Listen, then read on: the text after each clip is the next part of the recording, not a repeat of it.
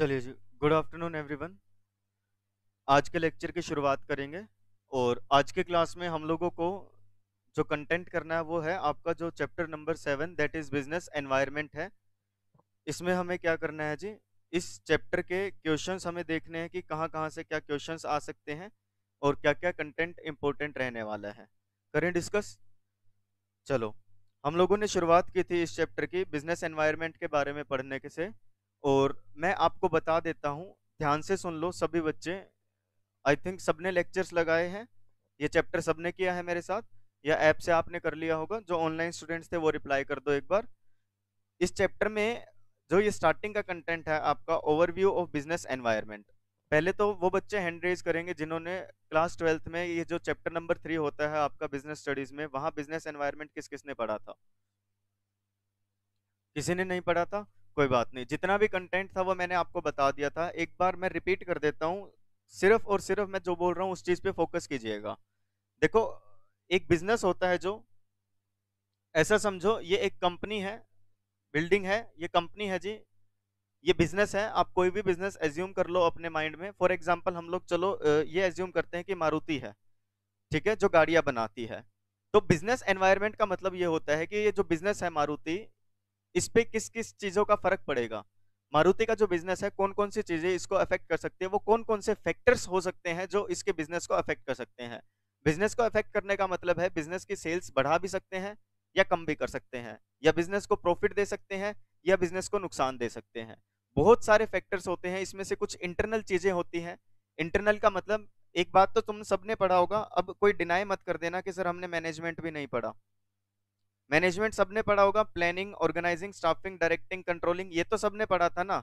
हम लोग प्लानिंग करते हैं, प्लानिंग में आपने पढ़ा होगा प्लान्स बनाते हैं हम लोग, हमारा ऑब्जेक्टिव डिसाइड करते हैं, पॉलिसी क्या रहेगी, प्रोसीजर क्या रहेगी। ऑर्गेनाइजिंग में हमारी ऑर्गेनाइजेशन का स्ट्रक्चर क्या रहेगा, फॉर्मल स्ट्रक्चर होगा, इनफॉर्मल होगा, फंक्शनल होगा या डिविजनल होगा। स्टाफिंग में जो हम अपॉइंटमेंट्स करते हैं, रिक्रूटमेंट करते हैं, सिलेक्शन करते हैं। डायरेक्टिंग में जो लीडरशिप आपने पढ़ा, सुपरविजन पढ़ा, मोटिवेशन पढ़ा, कम्युनिकेशन पढ़ा। कंट्रोलिंग में जो प्लान आपने पढ़े थे कि हम एक्चुअल आउटपुट को चेक करते हैं। ये सब विद इन ऑर्गेनाइजेशन होता है, ये आपकी चीजें होती हैं, ये आपके बनाए हुए प्लान्स जो सिर्फ आपको अफेक्ट करेंगे। मारुति ने कोई प्लान बनाया तो मारुति को अफेक्ट करेगा, सही हुआ तो भी फायदा मारुति को मिलेगा, गलत बनाया तो भी नुकसान मारुति को होगा। जो ऑब्जेक्टिव उसने डिसाइड किया है, जो मारुति के एम्प्लॉइज हैं जो काम करते हैं, फ्रेमिंग ऑफ जो पॉलिसीज बनाई गई, रूल रेगुलेशंस बनाई गई, ये सारा बिजनेस एनवायरनमेंट में आता है। फिर कहते हैं कुछ एनवायरनमेंट एक्सटर्नल होता है, ठीक है जी, जैसे कि कस्टमर्स, जो बाहर के लोग होते हैं। कस्टमर्स फर्क डालेंगे। आज एक कस्टमर कंप्लेंट लेके आया कि मेरी कार में आग लग गई, तो मारुति का नेम खराब होगा इस चीज से, वो ब्रांड वैल्यू खराब होगी। अच्छी कार बनाई, कस्टमर्स को पसंद आई, मारुति को फर्क पड़ेगा इस चीज का, उसकी सेल्स बढ़ेगी, उसका प्रॉफिट बढ़ेगा। ये चीजें समझ में आ रही है। इसके अलावा मीडिया हो गई, गवर्नमेंट की पॉलिसीज हो गई, तो काफी सारी चीजें होती हैं जो एक बिजनेस को अफेक्ट करती हैं। और कहते हैं एक्चुअल अगर हम एनवायरनमेंट की बात करें तो एनवायरनमेंट में हम उस चीज को इंक्लूड करते हैं जो सबके लिए बराबर होता है, जो सब पे बराबर बराबर फर्क डालता है। ठीक है जी, जैसे मैं एक बात बताऊं, मेरे घर में पंखा चल रहा है, कम चल रहा है, ज्यादा चल रहा है, तुम्हें उस चीज से कोई फर्क पड़ रहा है क्या? लेकिन एक साथ पूरे शहर में आंधी आ जाती है, बरसात हो जाती है, तो क्या सिर्फ मेरे को फर्क पड़ रहा है? सबको फर्क पड़ता है। तो यही चीज बिजनेस एनवायरनमेंट से रिलेटेड होती है। कहते हैं बिजनेस एनवायरनमेंट में एक्चुअल हम उन फैक्टर्स को रखेंगे जो पूरी इंडस्ट्री को, इंडस्ट्री मतलब जितनी भी कंपनीज हैं जो सेम काम करती हैं। अगर मैं बात करूं, आज मैं आपको बोलूं मारुति क्या है जी, मारुति एक कंपनी है जो गाड़ियां बनाती है। इसी तरीके से टाटा एक कंपनी है जो गाड़ियां बनाती है, होंडा है, ह्यूंडई है, काफी सारे नाम आपने सुने होंगे। ये है ना कंपनीज, ये सारे काम करती हैं। तो कहते हैं इंडिविजुअल कंपनी, कंपनी, कंपनी, लेकिन एक साथ जब बोलेंगे तो ऑटोमोबाइल इंडस्ट्री इसको बोला जाएगा। ठीक है जी, क्योंकि ये सारी इंडस्ट्री मतलब a group of firms, a group of firms जो डील करते हैं सेम चीजें। टेलीकॉम इंडस्ट्री, जैसे ही टेलीकॉम इंडस्ट्री बोलूंगा तो इसमें वो सारी कंपनीज, वो सारी फर्म्स आएंगी जो किस चीज में डील करती हैं, टेलीकॉम में। यानी कि कौन कौन सी कंपनीज, आइडिया, वोडाफोन, जियो, एयरटेल, ये सारी कंपनीज। ये बात समझ में आई? हाँ जी, हाँ जी, बीएसएनएल, ठीक है, ओके। तो कहते हैं एनवायरनमेंट में एक्चुअल देखा जाए तो बिजनेस एनवायरनमेंट में वो फैक्टर्स होते हैं जो सारी इंडस्ट्री को अफेक्ट करते हैं। गवर्नमेंट ने कोई पॉलिसी लेकर के आ गई, टेक्नोलॉजी कोई चेंज हो गई, कस्टमर का टेस्ट एंड प्रेफरेंस चेंज हो गया, लो में कोई चेंज आ गया, अब कानून बोलता है ये काम नहीं करना, तो सिर्फ मारुति को नहीं करना या सबको नहीं करना? तो कहते हैं एक्चुअल जो बिजनेस एनवायरनमेंट होता है वो इन चीजों से बना होता है। ये बात सबको समझ में आ गई? अब देखो आपका जो सिलेबस है ना, ये अब जो कंटेंट है बिजनेस एनवायरनमेंट, ठीक है, इसमें सारी चीजें क्या बताई गई हैं? एक्सटर्नल फोर्सेस होती हैं, स्पेसिफिक जनरल फोर्सेस होती हैं, इंटरलेटेड, अनसर्टेनिटी, डायनामिक, ये सब मैंने आपको पढ़ा दिया था। अब इसमें से ना मैं आपको ऐसे नहीं बता सकता, ये जो यहाँ तक कंटेंट है आपका लीगल फैक्टर्स, जो यहाँ तक ये टॉपिक आया ना स्टार्टिंग से लेके यहाँ तक, इसमें से क्वेश्चन किस तरीके के आते हैं, यहाँ से क्वेश्चन अगर आते हैं ना, तो वो अलग अलग तरीके के क्वेश्चंस आते हैं कि कस्टमर्स का टेस्ट एंड प्रेफरेंस चेंज हो गया, बता दो कौन से एनवायरनमेंट में आएगा। तो यहाँ पे ना तो कोई करंट अफेयर से रिलेटेड जो अभी रूटीन में जो चीजें चल रही हैं वो क्वेश्चन निकल के आएगा, जैसे मैं आपको नोट करवाता हूँ, ना ही मैं सीधा सीधा ये बोल सकता कि ये लाइन आएगी, इस लाइन में से क्वेश्चन बनेगा। जो यहाँ से क्वेश्चंस बनेंगे वो मैं आपको एमसीक्यू इशू करूंगा, उसके अंदर ये सारे क्वेश्चंस दिए गए हैं। इसके अलावा आप लोगों ने 12th में नहीं पढ़ा था, ड्यू टू सिलेबस आपका मान लो कट हो गया किसी भी कारण से, आपने नहीं पढ़ा, तो इसके लेक्चर्स हैं, 2 या 3 लेक्चर्स हैं, ज़्यादा नहीं है, जो मैं आपको एप्लीकेशन पे प्रोवाइड करूंगा, जो आपको कल और परसों में देखने होंगे, आज कल और परसों संडे तक आपको वो 2 या 3 लेक्चर देखने होंगे। उससे जो स्पेसिफिक बिजनेस एनवायरनमेंट से रिलेटेड जो भी चीजें हैं ना, वो बिल्कुल बिल्कुल क्लियर हो जाएगी, फिर जो मैं आपको एमसीक्यू इशू करूंगा वो आप बिल्कुल अच्छे से कर पाओगे, और इस कंसेप्ट में आपका कहीं कोई डाउट नहीं रहेगा। ये बात समझ में आ गई सबको? ठीक है जी।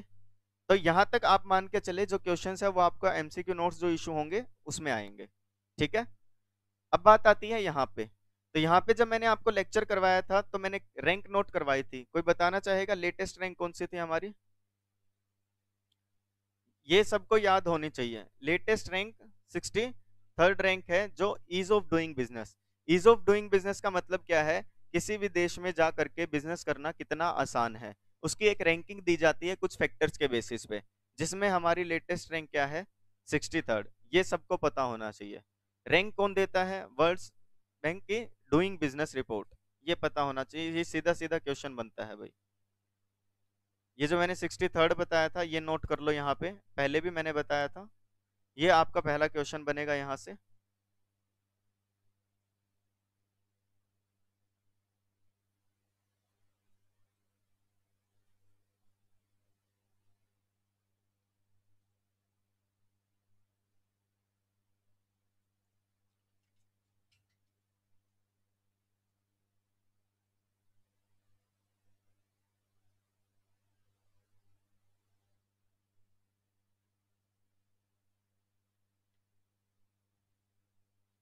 अब जो क्वेश्चंस आएंगे वो मैं आपको बता देता हूँ।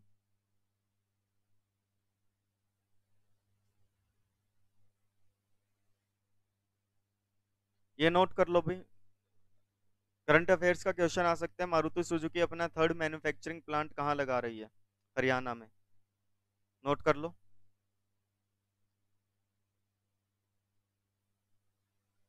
ऐसे लिख लो, Maruti Suzuki 3rd manufacturing plant in Haryana, बस।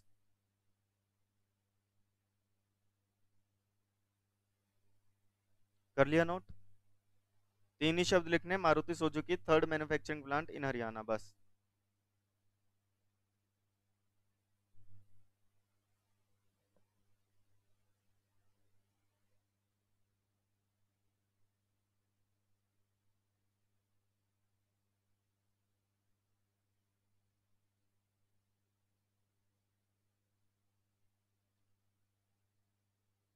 आप लिखेंगे इन्वेस्टमेंट डेस्टिनेशन, इन्वेस्टमेंट डेस्टिनेशन, जिसको स्पेलिंग ना आती हो, वैसे तो आनी चाहिए, आती भी होगी, वो यहाँ से देख लो।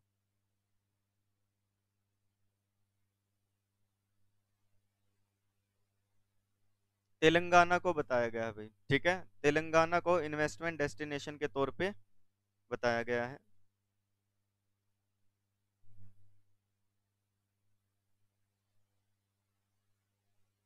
आपको पता है इलेक्ट्रॉनिक व्हीकल्स पे ज्यादा जोर दिया जा रहा है अब, ये चीज तो सबको पता है ना? ईवी का मतलब क्या होता है? इलेक्ट्रॉनिक व्हीकल्स, ठीक है।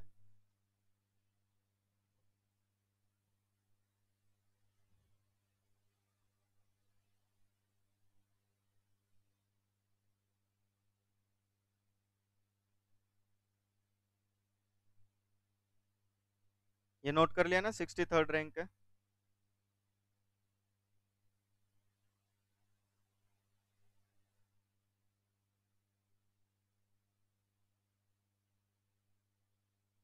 ये पता है ना, पहले 77th रैंक था, अब 63rd आ गया। ये हाईएस्ट रैंक है जी। इसके अलावा अब यहाँ से और ज्यादा कोई क्वेश्चंस आएंगे नहीं भाई। ये रिफॉर्म्स के बारे में बताया गया है भाई, कैसे कैसे रिफॉर्म्स किया गया है।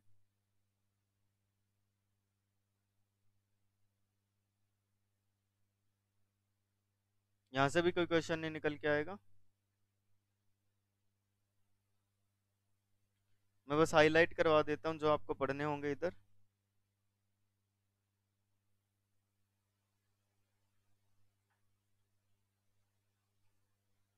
एक तो ये पढ़ लो, ये हाईलाइट कर लेना। सॉफ्टवेयर का क्या नाम है?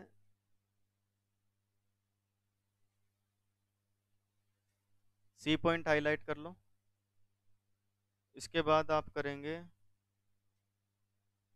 ये आपको मैंने वैसे हाईलाइट करवाया होगा, नहीं करवा भी दूंगा। स्पाइस होता है कंपनी इनकॉर्पोरेशन के लिए कौन सा फॉर्म है? स्पाइस, इसकी फुल फॉर्म क्या होती है?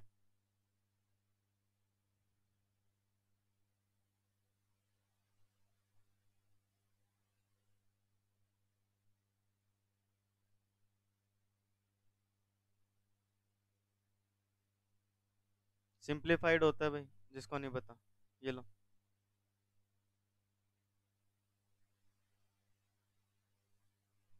एजाई की फुल फॉर्म क्या होती है, ये नोट कर लेना भाई।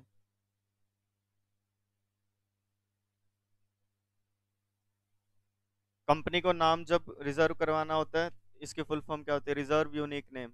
ये सीधे क्वेश्चन बनते हैं भाई। डीएससी की फुल फॉर्म क्या है? Digital signature certificate.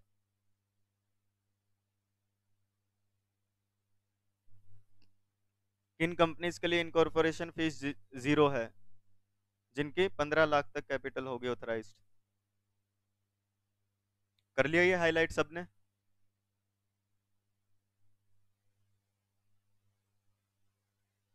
ऑनलाइन और कॉमन रजिस्ट्रेशन कहाँ पे होता है? एम्प्लॉय स्टेट इंश्योरेंस का और इनका श्रम सुविधा पोर्टल।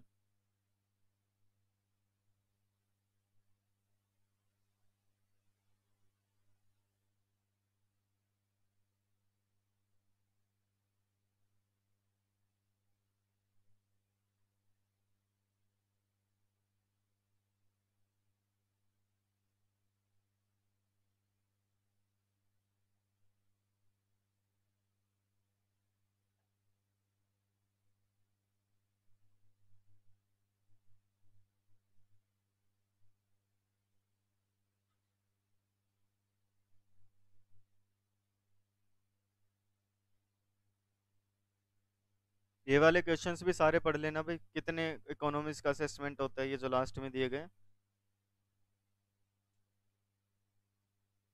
मेक इन इंडिया के बारे में करवा दिया था क्या मैंने? है ना, एंटरप्रेन्योरशिप में।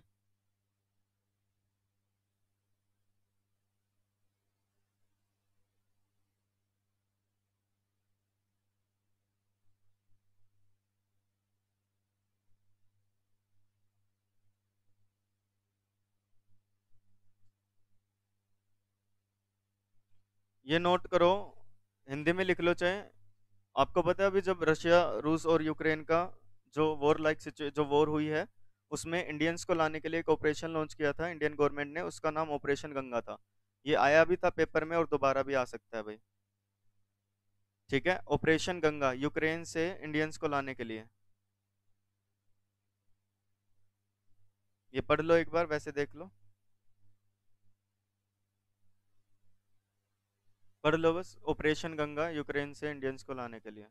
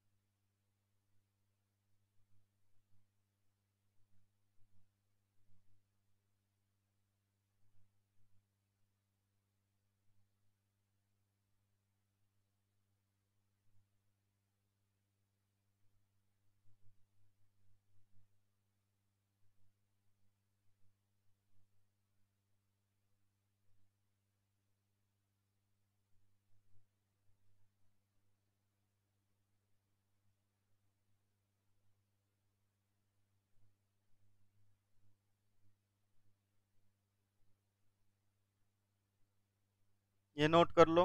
आईएमएफ ने कब तक बोला है इंडिया 5 ट्रिलियन इकोनॉमी होगी फाइनेंशियल ईयर 27 तक? ठीक है, बताएगा भाई कोई? ये नहीं सुना कभी? आईएमएफ क्या होता है?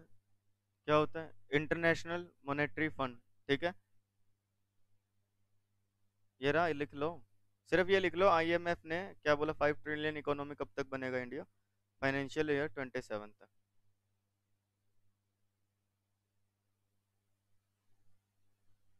क्या हो गया? लो लो,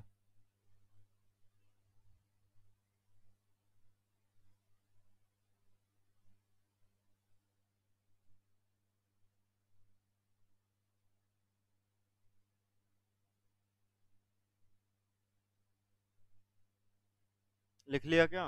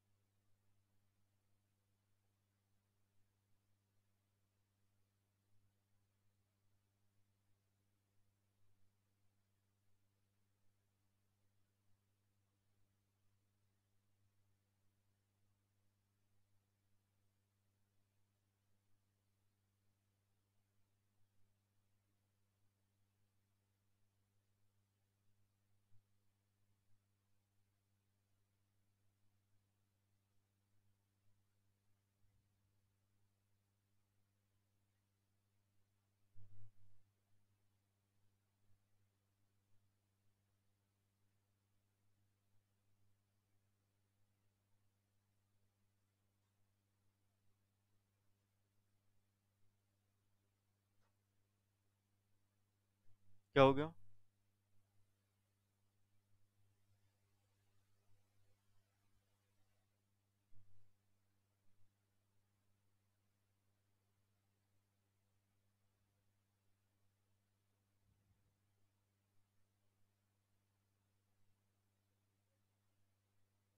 इसके अलावा बाकी मैं आपको नेक्स्ट चैप्टर में बता दूंगा भाई। अब अपने को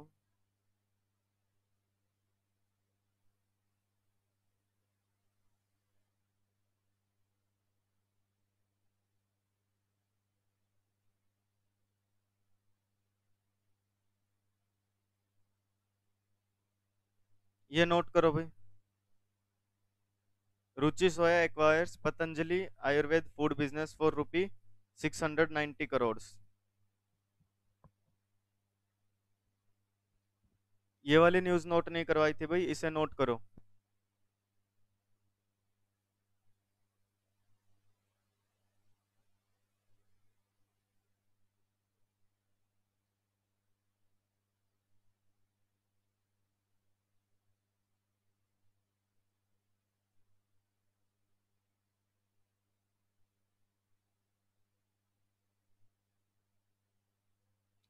बस ऐसे आएगा, रुचि सोया ने किसे एक्वायर किया, ऑप्शन दे देंगे, पतंजलि आयुर्वेद फूड बिजनेस या क्या है।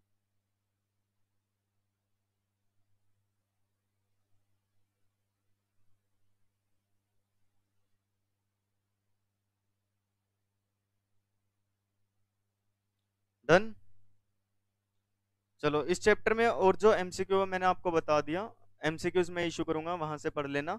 और लेक्चर्स में ऐड कर दूंगा एप्लीकेशन में अभी, तो वहां से लेक्चर्स लगा लेना। ठीक है जी, इतना डिस्कशन करेंगे। मिलेंगे अगले लेक्चर में, जहाँ पे अभी एक चैप्टर और बचा है हमारा, इंडियन फाइनेंशियल मार्केट, उसको डील आउट करेंगे। ओके जी।